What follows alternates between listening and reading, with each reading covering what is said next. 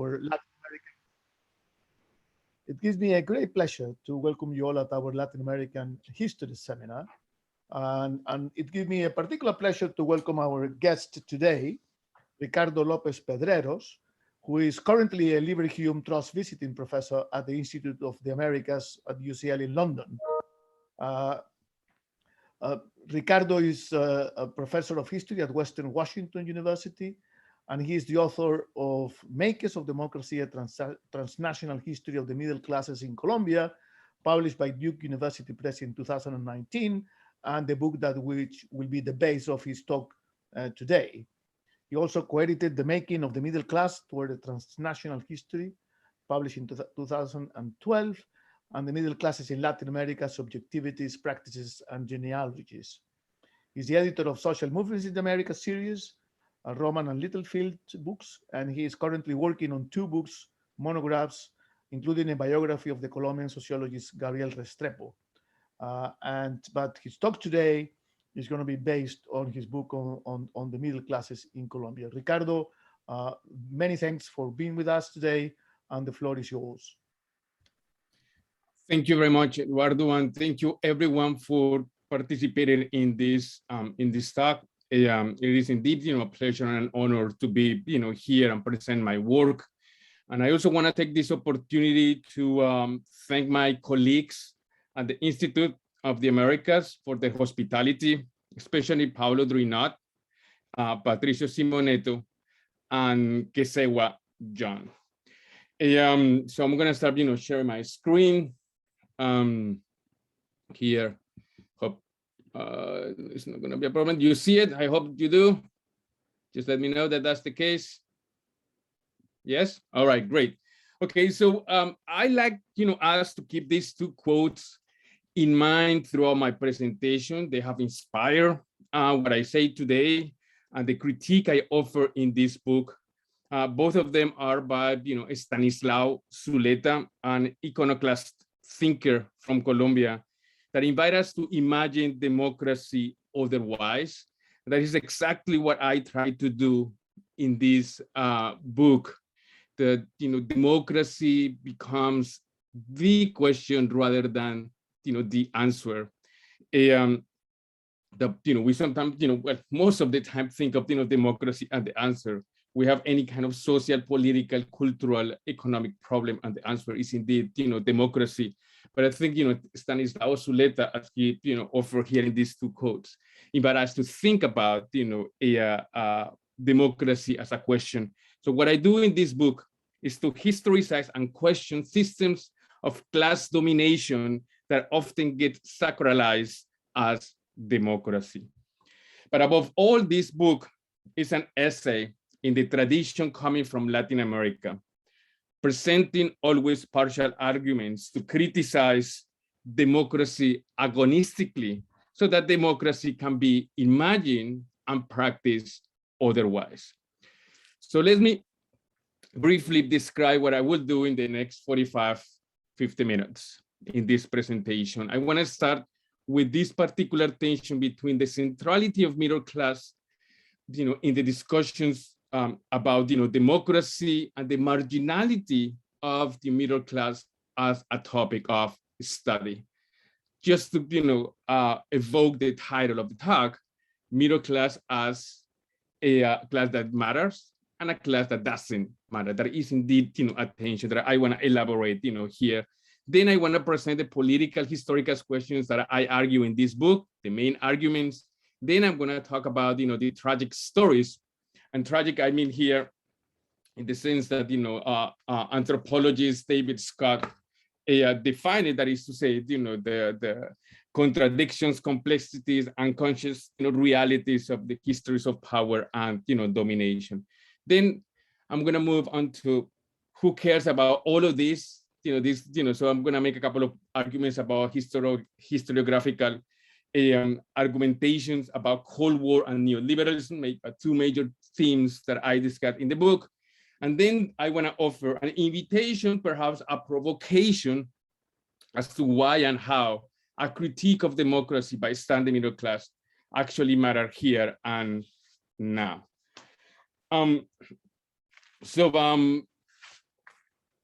the centrality of class, that is to say, a class that does indeed matter for, democracy. I invite you to Google democracy middle class in Spanish as well. Not now, of course, later after the talk. And you would actually, see that one of the most discussed topics at the current moment is indeed, the discussion about the role of, middle classes across the world. It is indeed a class that matters a lot for a truly planetary debate about about democracy. Let me describe some of those, argumentations. The first one is indeed, what is often considered the crisis, and failure of, democracy. The democracy is indeed, in crisis since, 2008, and that the answer then is to create middle-class societies. That leads to another discussion, which is that, the idea that in the global north, the middle classes are vanishing. And that's the measure of, the crisis of democracy. And it's often seen as a process of de-democratization. This manifests itself in two major arguments. The first one is what, this author Cutting argues is the emergence of a new feudal society. That is to say, oligarchical domination and all these popular, classes at the bottom. That's one. And then the second one is the argument presented in this, much celebrated book by Isabel Wilkerson, in which she says that now we live in a caste system, particularly in the United States. And it's a very interesting argument because what, she says is that, now we have returned to a caste system that denied, class. So in this particular case, the caste system is seen as the improper, traditional, anti-modern stratification of society, whereas middle-class society, the aspiration, are seen as the proper, modern, democratic, and cohesive hierarchization of society. As a result, then, we see that, there is an example there of that particular book, which is called, the end of, the Western middle class, and it's posed as indeed as a fear, because according to this, particular, theories in the United States and other places in Europe, immigrants have destroyed Western societies. And in the case of, of the United States, what we see is the Latin Americanization, or what is perceived as the Latin Americanization of the global North. That is to say, the creation of two, main classes at expense of a middle class society. In the case of Latin America, before you start, thinking about that I haven't actually, defined, the middle classes, the definition of the middle classes is as, contested as all of these questions that I have just posed. But just to have the main definition at this current moment, according to the World Bank, it is, any person making between, $10 and $50 per day are categorized in terms of income as part of a global middle class. And there are other, multiple sources of, measuring the middle classes, from, the World Survey of Values to, state offices. So there is an obsession to measure, the formation of a middle class, because there is indeed, some political gain as states try to include as many people as possible. In the case of Colombia, for example, the head of, the statistics office said that anybody making more than $250 per month should actually be classified as middle class. And of course, you could actually say, well, what are you talking about? But here, what we have to think about is what is the political work that it does for a state to include so many people in this, category. And in the case of Colombia, in a context of, the peace process, the discussion of the middle class was indeed, what it would represent this, notion of the age of post-conflict, that it would, middle classes would take, society, the Colombian society, away from violence into peace, to put it quite simply. All right. I am sure that, you know, some of it is, you know, I know this, you know, believe me, it is quite tempting to dismiss the discussion I just presented as an empty rhetoric, and many scholars do. I am sure some of you must be thinking, just tell me what the middle classes are in Colombia and what they have done historically. Just tell me that. But I hope that what we can see here is that, you know, what we miss by ignoring the question that I just posed, the relationship between that is believed, you know, to be between middle classes, the expansion of middle classes, and democratization, the vanishing of middle classes, and then the process of democratization. I do provide a social history of politics, and I hope I will be able to show that in a minute. But before we do that, what I want to argue is that these ideas that I just presented are not just empty rhetoric, but it have become the very condition for certain people to define themselves as part of the middle classes, and more importantly, perhaps, what it means to live in a democratic society. Let me offer a couple of examples that you see on the screen. The first one is by Hernando Bamón, an economist and professional who worked and retired from a developmental office in Colombia, created under, you know, the Alliance for Progress. You will see that's going to be a central part of my argument. After several conversations about what it means to be, you know, part of the middle class, and, you know, how proud he felt of being part of the middle classes, he decided to write this, you know, acrostic. And you actually, you know, see then, you know, the letters on, you know, the left, right? You know, each letter would actually mean something, you know, there. But let's focus on the last one. And I'm going to read it in Spanish. Que viva la clase media. That gave me pause. But, you know, it's que viva la clase media along with notions of, you know, equality, freedom, pujanza, that is to say, hard work. What's going on right here? I started, you know, thinking about. The next one is a more recent one by a family compensation funds, which are actually, you know, very important in the histories of Colombia, and we have not studied. The Cajas de Compensación Familiar, which is, you know, part of my new, you know, project. But this is part of this, you know, CONFAMA, that, you know, family compensation fund, and a government programs. And here we see what David Escobar, the director of this particular family compensation fund, who said, well, you can, you know, read it there, but it is quite important here. He said, we think that a nation with dignity, or a dignified nation, manages to introduce itself to the world as a democratic only after many years of work. The democratic character of a nation, its strength, its beauty, is introduced through entrepreneurial force, the social, economic, and spiritual might embodied in a middle class. Yet again, what happened here? Yet again, I could actually, you know, miss these very important subjective definitions of oneself as middle class, and the very association between middle classness and, you know, democracy. And that is indeed a thick genealogy. Most scholars have actually done that, and this becomes then the marginality of middle classes, a class that does not matter for the histories of domination in Latin American societies. The first one, and perhaps the most influential one, is, you know, the one created by Jose Nun in the 1960s and, you know, early 1970s, and more recently, I would argue, universalized by historian Greg Grandi. Both of them argue, following, you know, dependency theory paradigm, that the middle classes are, you know, or suffer a kind of susceptibility to manorialism.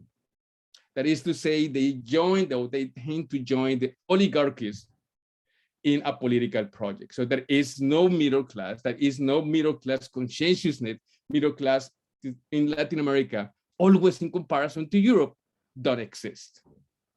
And if they do, they, you know, embody a false conscientiousness, which often translates into a failure of being, you know, the role that they were supposed to, that is to say, challenge the oligarchical power. Then this has been appropriated more globally by other historians. Interestingly enough, most of them men.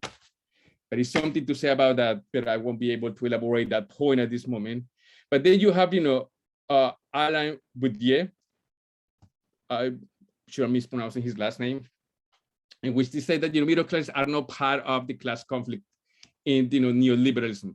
Then you have Slavoj Žižek, who said that the middle classes are the greatest lie of neoliberal society. It's just to fool people. It's a myth, an embodied lie. Then this translate into the idea that to study the middle classes, you have to study a chimera, something that doesn't actually exist. And in doing that, some of these scholars that were democracy in Latin America is indeed a failure. Then you have another political scientist like James Scott that said, well, not middle classes, full conscientiousness, but put the political hope in the creation of a middle class society. The same happens with decolonial studies. Among them, Mignolo, that imagine a decolonial future universalized according to a middle class existence, but that middle class existence is perceived as foreign to Latin American, let's say, ontology or even essence. All of these arguments, I could again, dismiss this, and I ask for your patience, because what we miss by ignoring them is a lot, because these arguments conditions and sometimes coerce what we can actually say about neoliberalism, democracy, and the Cold War. But here is the question that sometimes is posed to me, and you would actually see how there is indeed a lugar común, common sense on how we approach this question. I've been asked, and I think also in right, as neoliberalism dismantled democracy, who does not want to live in a society defined by an expansive middle class? Who doesn't want democracy? And there is an obvious answer to that, of course. Right? If neoliberalism dismantles democracy, then we want, in which this to there is an equal distribution of wealth. Of course, we want a middle class. So then, what is the result? Then we have to celebrate the formation of the middle class, because we think that that's indeed by definition or by default we celebrate democracy. Then we are told that the only an authentic canonical form of domination in the histories of Latin America is the one between elites and working classes. Something I won't be able to elaborate, but that's indeed an argument created by middle class people, by middle class professionals. But I cannot, make the argument here. So what we get is then that the middle classes are a distraction. The study of middle classes are a distraction away from Latin America, what Latin America has historically been really about. So we read this as a contradiction term. To talk about middle classes in Latin America is like a contradiction in term, despite the several studies that we they have been actually published in the last 10 years or so. So the main question becomes how democratic or undemocratic the middle class have been, historically speaking. So okay, let me see. Yeah.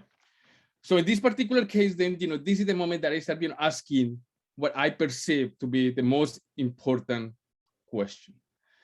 And those are, and I'm going to read this because I think these are important to me. These are the historical questions, the main political questions that I ask in this book, and I try to answer. But as I said at the very beginning, this is indeed an essay with partial questions and partial answers. What definitions of democracy do all of these scholars, and I include myself there, often invoke, but seldom specify when labeling the middle classes as anti-less or more democratic? What was the historical process through which we came to understand the middle classes as the normative foundation for, or the final source of a quote-unquote proper democracy? What was the historical process through which a middle class society came to represent and exhaust, even limit the meanings, practice of democracy? And why do we think that a society with a middle class presumably means a less unequal society? Is that indeed a given? And how do I do this? I do it with a social history of politics. I take seriously what people like Bamon think about. And instead of saying, you don't know who you are, you do know, what class you really belong, I, at least at first, believe what they actually have to say in order to unpack why they think they are indeed the representation of democracy as part of a middle class. In other words, I bring the historical question of democracy to the historical terrain. I won't have time to elaborate on how I define, the middle classes in this historical period. But for now, I understand it as a structural condition and a material condition, a material existence, a subjectivity, all combined. And that particular definition leads me to focus on professionals, particular state professionals, white-collar workers, and small business owners. All right. So here is, different arguments that, why, this is then, important. As I said, the main point, a simple one, is that, to historicize democracy as a question of power. It sounds so obvious, but we think of democracy as, an utopia, a chimera. We always located in the future. We need to democratize societies. And what I do is to bring them, in the historical terrain, to historicize democracy as an effect of comparing discourses, collective subjectivities, social movements, and political conflicts. But if I cannot convince you of reading, this book, this is the part that I don't want you to forget. This is the part, the central part. And here I find inspiration in René Zabaleta Mercado, the Bolivian, thinker, quite influential, for me. To study the middle classes, to historicize the middle class formation, or the formation of the middle classes, is to historicize the formation of a motley, what Zabaleta called in Spanish, a bigarrada. So I don't think the motley, captures that, but the formation of a motley forms of technologies of democracy defined as, technologies of the domination defined as democracy. What I'm after here is, the different ways of how democracy gets defined and how a specific definition of democracy, in this case, predicated on a notion of middle classness, wins out over other possibilities of, of definition of democracy, so that the past question us, but also offer us possibilities to imagine, define, and practice democracy on, otherwise. But the stories, let's get to, the stories here. The first part of the book is called, Conscript of Democracy, which is like, the imposition of democracy, what one would actually argue, and the totemization of, the middle class. The idea of the middle class, the reality, the social reality of the middle class, is not a creation of the 1950s by any means. In the particular case of Colombia, although I, locate Colombia in a transnational framework, the merchants, we see that late 19th century, beginning of, the 20th century, particularly the association between white-collar workers, intellectual labor, and a notion of middle classness. But it is in the 1950s, I argue, that the very notion of, a modern, democracy is going to be associated with, the formation of a middle class.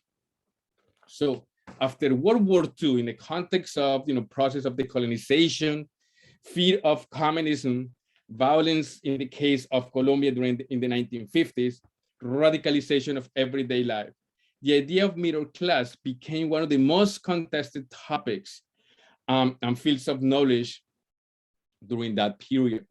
Sociologists, political scientists, psychologists, historians, anthropologists argue that Latin America, in a perpetual comparison to Europe and the United States, had created what they refer to as a quote unquote bastard middle class.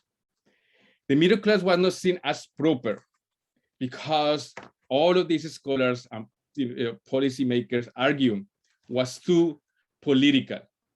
So the main project here, the Alliance for Progress, what they wanted to do was to reform what they thought was this improper middle class. Policymakers and elites across the America produced a hierarchical geography of class through which Latin American middle class was politically, culturally, and socially defined as illegitimate, and those in perpetual need of normalization by an irresistible democratic empire that supposedly embodied a proper and a superior middle class. This is at the core of developmental programs. The Alliance political rationality naturalized a hierarchical geography of middle classness. And here, the power of the idea we cannot miss. It became one of the main reasons for imperial politics. It became the idea that the United States needed, quote unquote, to help those societies were, perpetuated in a two-class struggle.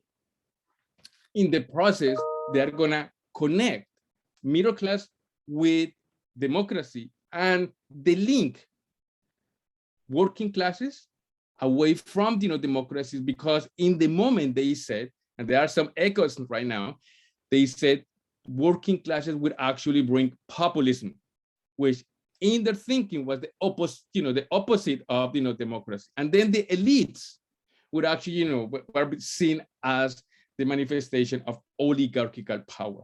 It is fascinating to read, for example, what Orlando Falsporda, now a hero of social sciences, making the argument that there was a need for a professional middle class to educate Colombian elites away from political tradition into modern ways of government. And that's at the core of the Alliance for Progress. And in contrast to most studies about developmental programs, I argue that this was not a failure. Far from it. It did indeed empower professionals, particularly state professionals, by opening up professional opportunities to work with the state. Well, some of the stories, let's think about Alfredo Molano, somebody who became quite influential in terms of sociology and political participation, did start with the Alliance for Progress to work with the Agrarian Reform Office, thanks to the Alliance for Progress. And what was the task? The task was to create political tranquility between these two classes that had provoked a decade of violence. The Alliance for Progress also empower white-collar workers because they became the representation of going beyond. And of course, I'm describing how they saw that, going beyond the capital and labor tension. It is in this moment we see the anti-union policies at the core of the Alliance for Progress. And then, the third group, small business owners, empower them by offering credit so that that was the argument, became independent from the state. So they would actually get credit from the state in order to become independent from the state. In so doing, the Alliance for Progress did not weaken democracy, again, as most scholars argue, but it actually promoted a very particular class, racialized, and gender democracy. I wish I could actually go into all the details, but that's the main idea. And that idea legitimized imperial power in the Americas. All right. Now, perhaps, following what Alan said earlier, too many concepts. But those concepts became, quite crucial for some people to define themselves as middle classes. So, and here what we actually, see then is the role of the National Front. It was the National Front, a negotiation between the two main parties, the liberal and conservatives, in order to overcome, a decade of violence. But as part of all of these programs, rehabilitation, peace process, developmental programs, action, community action, we see then, the expansion of education, the expansion of small, businesses, and the expansion of the service sector. So between the 1960 and 1965, 1966, these middle classes did indeed consent to the National Front, supported the National Front, and indeed supported, developmental programs. But that doesn't necessarily, mean that it was just, that they supported an elite project. Far from it. In a minute, I'm going to get into the specifics of that. But simultaneously, we see then other political projects in, place. That is to say that the middle classes, and as you can see, that picture from the main bank, public bank, the Banco de la República, we could actually, have, let's say, four formations of middle classness. That doesn't necessarily mean that they were not, a class in the Marxist sense, right? Like, there was not, that there was not, a true consciousness. We would actually, see that there was indeed a true consciousness about who they were, a heterogeneous one, but, it did, play. So between 1965 and 1970, so again, the first period of the 1960s, we see a major support from, middle classes to the National Front and developmental programs. And the main reason, I argue, is because it did empower some of these actors. Materially, they found jobs. Women, professional women, with the expansion of, education, were able to, participate as the representative of the state. That was not necessarily the intention of the Alliance for Progress, but it did happen in, reality. But after 1965, 1966, we see, let's say, the different political projects, at least four. The first one, those who remain part of, the National Front, making the claim of professional and objective politics, which was at the core of, the Alliance for Progress. That is to say, if you got to be professional, you cannot, you have to be objective, you cannot, engage in, politics. But that was in itself a political position.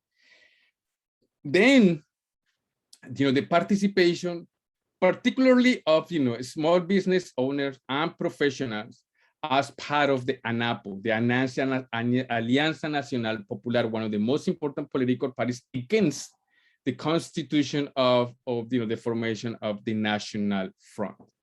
And by evoking the main populist leader of the 1940s, Jorge Eliezer Gaitán, they said that there was a transition, a democratic transition from we are part of the pueblo, we are part of the people, to now they said, as part of they participate in the ANAPO, we are the people. They're making the claim that they represent democracy, right? But here, given that the Alliance for Progress put in contact professionals in particular with elites, because those professionals were supposed to educate those elites, we see a response from above and a response from below. As part of that tension is a process of radicalization. And that process of radicalization leads some middle class, people into the opposition and participate, part of the ANAPO. But in the ANAPO, they, saw themselves as the representative of the people, not, workers. And then, the other one is, the formation of a radical petit bourgeoisie. And here we see a dialectical process. It was the influence of the left that led to that radicalization, but it was also that, a kind of a radicalization as part of an unintended consequence of developmental programs that led some of these professionals and professional white-collar workers, not necessarily small business owners, to reach out to the left broadly understood and create a new identity. But some historians, when they argue, well, but you see all of these political projects what's going on, right here. There is not something, coherent, a shared, a process. That was indeed, the case. One of the most important arguments among some historians that said that, there is no middle class consciousness is because there's no, homogeneous political project. But if we include questions of race and questions of gender, that argument vanishes, because there was an association between the right to represent the people, right? In the case with, ANAPO, right? Or what was usually, referred to as the right to, govern others because of professional preparation.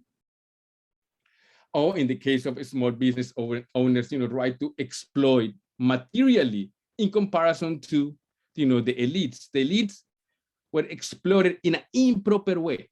The small business owners were supposedly exploited in a proper way. What we see is all of these, arguments about the right to, what I call the right to dominate others, were associated with, a masculine, value that exclude women and create a degree of commonality across all of these political agendas. So it is heterogeneous, but creating a level of commonality. That commonality in the second half of the 1960s moved to an oppositional, let's say, political formation. The other aspect that gave a level of commonality was the question of race, the idea of mestizaje. That the idea of mestizaje supposedly creating a racial harmony, so they would actually combine racial harmony with class harmony. The middle point will create both of them and exclude other groups of different racial backgrounds. That's going to be important. And here I'm drawing on the work by Mara Viveros Bicoya, who has written a really important book about the Black middle classes more recently, in the 1990s and early 2000s. All right, so how I'm doing, let me see how I'm doing time. All right, okay, I think I'm doing it just in time. All right, so now here we see this process of radicalization, what I call a move from middle classes to petit bourgeoisie. Why do I call them petit bourgeoisie? Because this is the language of the moment, and of course this is indeed influenced by the left. To be called middle classes was indeed problematic. So mostly white collar workers and professionals, those working for the state, start calling themselves part of petit bourgeoisie. Where did he find inspiration? Definitely from the left and definitely from Marx. This is indeed obvious. But what is actually interesting here is that they start redefining a notion of democracy. But that redefinition of democracy was not a way to quote unquote overcome a question of class. That was exactly the argument that they made. But what we actually see here is that they're creating a definition of middle classness, despite the fact that they are denying that. So I want to elaborate on a couple of points here. The first one is that they start redefining the role of education in what they consider was real democracy, revolution, true democracy, education as a common good. The next one, and I'm going to only announce this, but for me it's key, is that they start making a case for knowledge production to create the conscientization of the proletarian, which becomes the class gender order. But what is very interesting here is that it is in this particular moment when we're going to see the seeds of history from below, in the Colombian case, right? Subaltern studies, even the colonial thinking, and Investigación Acción Participativa, the main project by the sociologist Orlando Falls-Borda. Now, as scholars, we see this in vacuum. We know historical context, we know material conditions in place.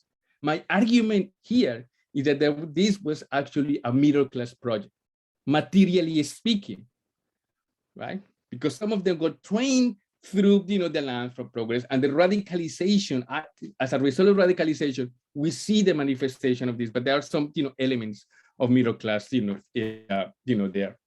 And I want to, highlight then, the role of, professional women and white-collar women who joined forces to redefine, democracy, or what, real democracy was all about in terms of questions of, equal pay, gender solidarity at home, and sexual, economic, and bodily autonomy. I am indeed, aware that I'm simplifying some of the struggles here, but I do not have the time to do this.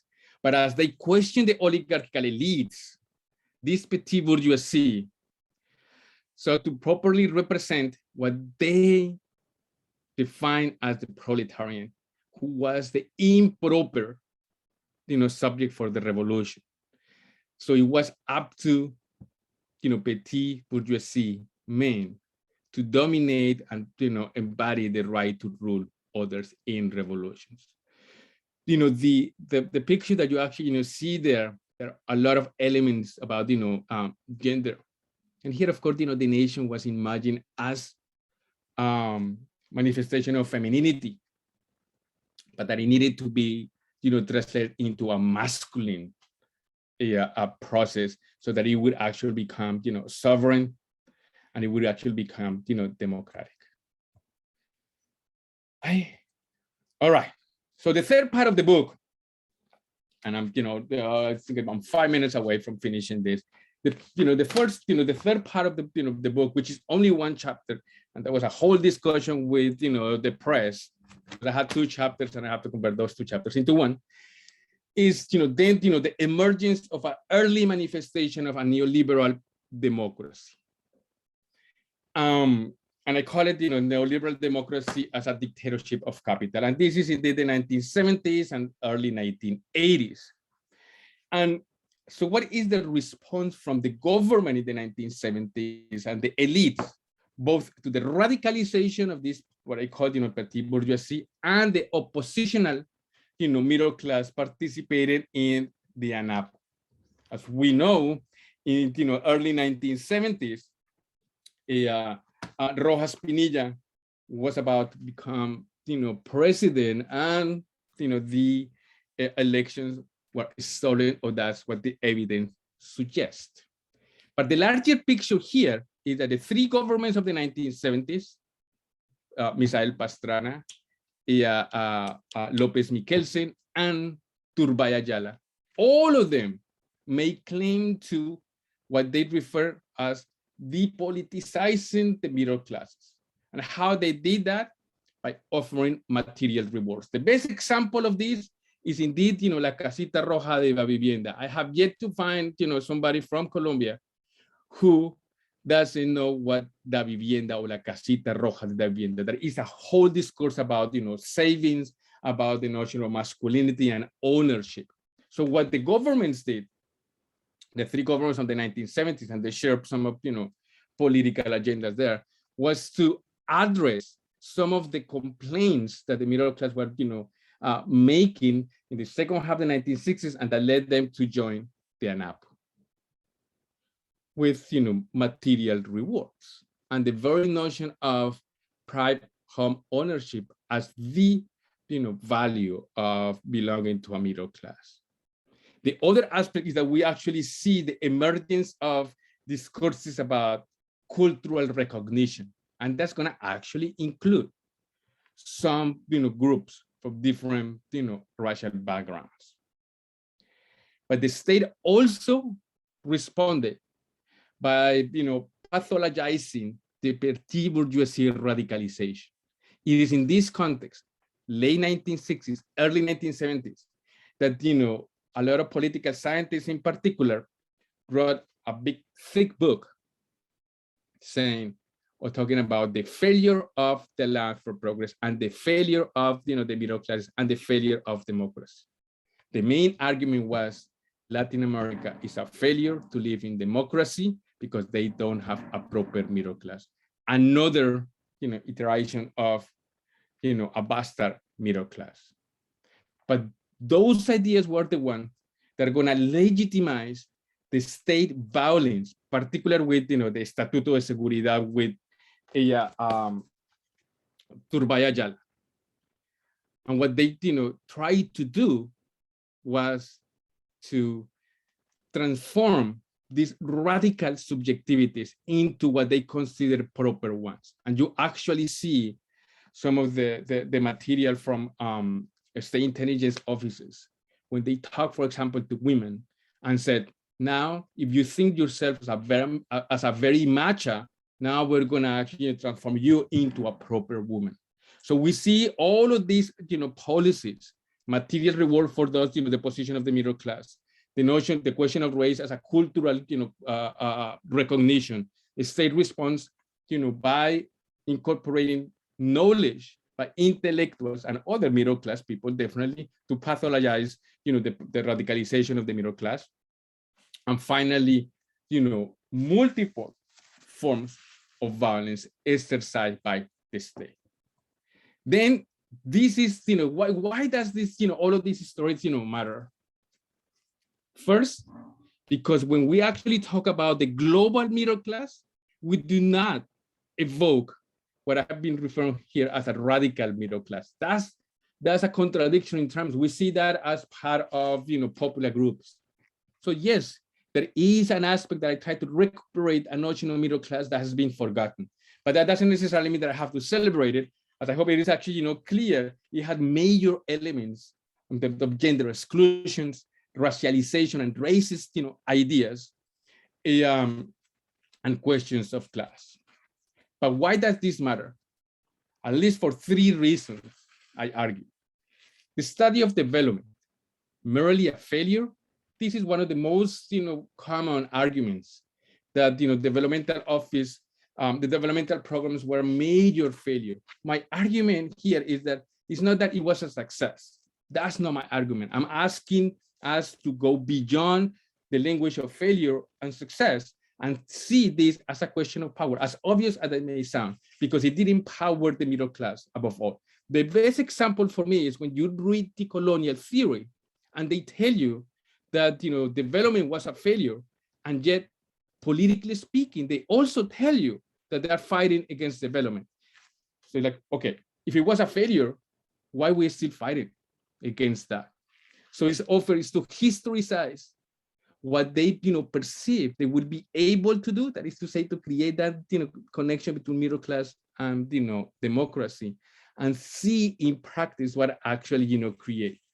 The next one is the status of the Cold War that has been, defined here, at least in a, very dominant definition, what the Cold War was all about: a dialectical relationship between revolution and counter-revolution. And I say, well, perhaps that particular, dialectical relationship is not as, neat and sharp as we want it actually to be. When you study the middle classes, you actually see that the revolution and counter-revolution, and when you include questions of race and gender, the projects of revolution and counter-revolution share several elements of class belonging, class notions of, democracy, or what the revolution and counter-revolution was supposed to be. And then, the colonial theories of neoliberalism. This powerful notion, this has become quite dominant. That when they start power, we just only have to evoke what is often, referred to as unified, perennial colonial matrix of power. As a historian, it's difficult to believe that that's indeed, the case. And my claim is like, it is actually in the messiness of everyday life where power is at work, multiple forms of domination. So I'm, trying to, have a critical dialogue with, the colonial theories of neoliberalism. I may agree with them in terms of, the future, but in terms of the explanation of histories of Latin America, they ignore the role of middle classes, supposedly because middle classes and Latin America are by definition an oxymoron, a contradiction in terms. Finally, I want to leave you with a couple of, conclusions. Oh, if you wish, provocation. And I won't be able to elaborate because I did all of them because I'm, running out of time, here. But I want us, to leave, here that then, what I've been trying to do with this book, and I'm gonna keep, doing this, is that when, we write histories of the middle classes, that doesn't actually get us away from, history of domination. It gets us at, the core of democracy of domination, of the histories of democracy as multiple form of, domination. And that, the two-class society is not the authentic or unique struggle at the core of power, historically speaking. I wish I could, and I'd be more than happy to talk about this in Q&A. What does this mean in a moment, the specific moment of Colombian history right now, when we're talking about peace, we're talking about peace process, what kind of history, what is the role of the middle classes in these histories?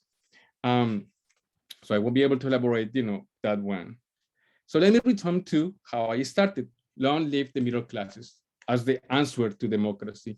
And here I find inspiration on Alonso Sanchez, who wrote this wonderful book called Líbranos del Bien.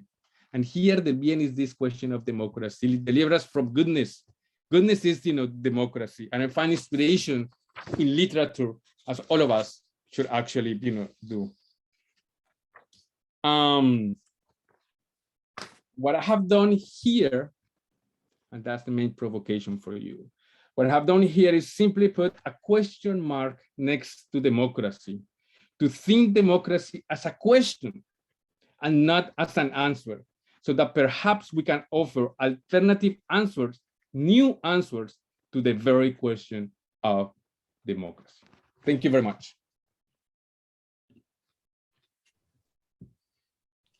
Thank you very much, Ricardo. You kept saying that you were raising some provocative questions, and I think you have done it. We have plenty of time for discussion, and in